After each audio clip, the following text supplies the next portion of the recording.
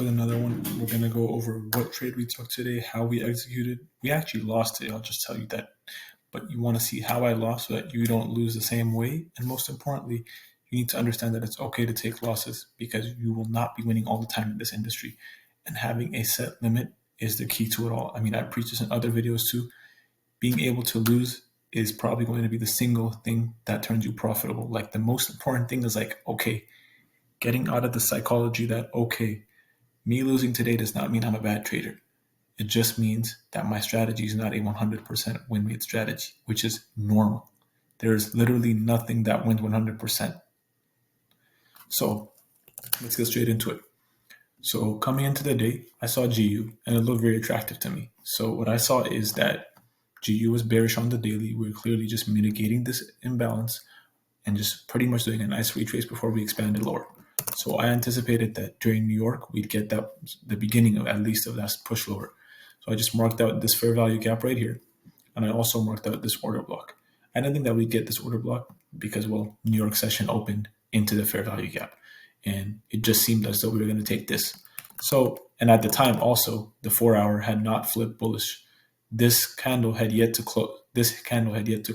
So I was still under the impression that the 4-hour was bearish. That was my assumption coming into the day.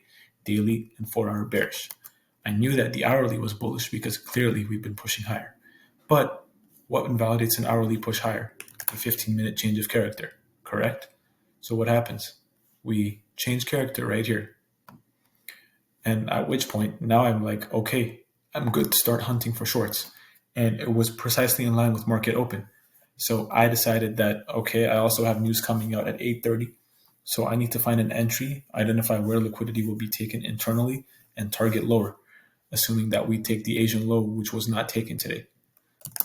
So at that point, I decided to scale down, and I also observed in further detail, right?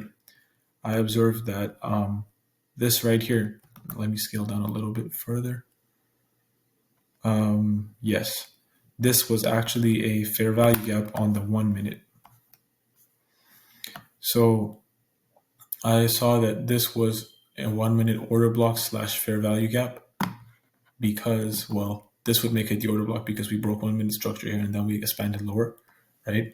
So in my brain, I'm just thinking, awesome. I saw this mitigation into the order block, or you could just say fair value gap or breaker, whatever it is. And I saw this mitigation into this price range off of which we broke structure. So I just wanted more confidence in this trade. So when I saw this break of structure, I didn't just short it automatically. I said, wait, let me just wait a little bit more because I know that news comes out at 8:30. So what really got me into the short, which is sort of a little bit on the dumber side for me, it was I saw the invalidation of this bullish fair value gap after its reaction or attempted reaction off of the order block. That's when I said, okay, maybe this thing's going to flip short. And I like the risk reward at that point because I would be targeting a total of like 13, 14-ish R. And at that point, I was like, I could easily secure 7R if this goes back to Asian low, probably even more.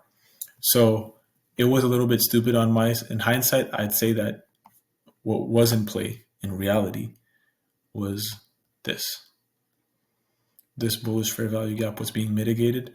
We are first testing this bearish or PDR rate to fill people short, i.e. myself. Then we broke structure off of that, and only for news to come out and take out anyone that had been longing here, mitigate that demand zone here that led to this push higher, and ultimately keep on pushing higher. And not just higher for that, it was just higher for then. At that point, we broke 4-hour structure, which pretty much just invalidated the whole thesis. So had I waited 1 hour or at least for the 4-hour candle to close, all of this could have been avoided because I would have required a higher confluence to enter the trade, i.e. a 1-hour break of structure, which wouldn't have happened all the way until 3 o'clock. In other words, I would have never took this trade. So with that being said, this loss could have been avoided, but we mitigated the order block, and now we seem to be moving back down into the Asian low. And that was pretty much today's trade that we lost. Happens. It's no big deal. And yeah, I just really want you guys to take away one key thing out of this video. And I like to put these at the end because I think that the people who stay here and go over the trade recaps and listen should get the value nuggets. And it's simple. In this game, you need to be okay with losing, and you need to also be okay with not being right